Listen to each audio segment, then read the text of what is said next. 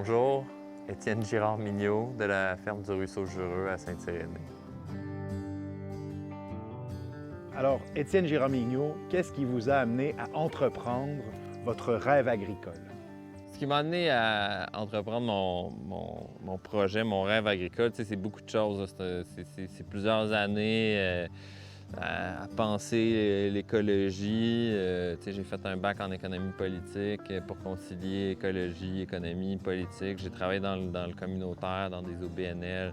J'avais l'impression de toujours me battre contre un gros système, puis jamais vraiment bâtir nécessairement quelque chose, alors qu'en agriculture, avec le modèle agricole que je fais, j'ai plus l'impression de bâtir quelque chose avec du monde qui sont motivés, qui ont les mêmes passions, la même vision de l'agriculture. Fait que c'est vraiment ça qui m'a poussé à faire le changement puis à vraiment me lancer à temps plein là-dedans. C'est sûr que la ferme du Ruisseau-Jureux, on est principalement une ferme maraîchère, donc des légumes.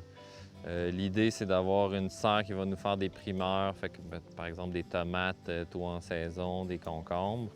Il va y avoir une serre froide aussi qui va nous permettre d'avoir des crucifères comme de la roquette ou des ravioles. Après ça, l'été, on va avoir plus des légumes de champ pour une alimentation peut-être un peu plus végétarienne. Puis à l'automne, on va avoir des légumes de conservation. Fait que dans la grange, c'est pour ça qu'on travaille fort sur la salle de conditionnement puis l'entreposage pour être capable d'aller loin dans la saison. Puis le fait d'avoir des animaux qui sont au pâturage, bien, ça nous permet d'avoir de la viande aussi à l'automne puis à l'hiver. Donc avoir une production qui est sur une plus longue période, mais qui respecte la saisonnalité du Québec finalement. Depuis le concours sur les traces de Louis Hébert, c'est sûr que de devenir propriétaire, ça fait une immense différence. Ça m'a permis d'entreprendre tous les travaux là, que je voulais faire sur la maison, sur la grange qui est en construction présentement, la serre qui s'en vient, la clôture, l'irrigation, la salle de conditionnement aussi, puis qui devrait me permettre l'année prochaine là, de vraiment être focusé sur le jardin, puis d'amener l'élevage rapidement aussi. Et donc, ça a quand même pas mal changé. La relève agricole, c'est un peu l'avenir de l'agriculture.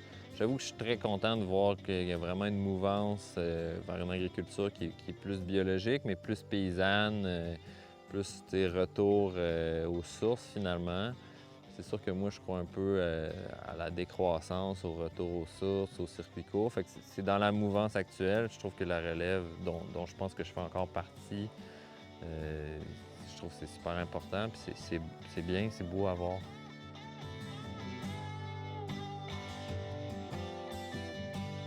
J'ai peut-être beaucoup de terre, 82 hectares, c'est pas ce que je cherchais.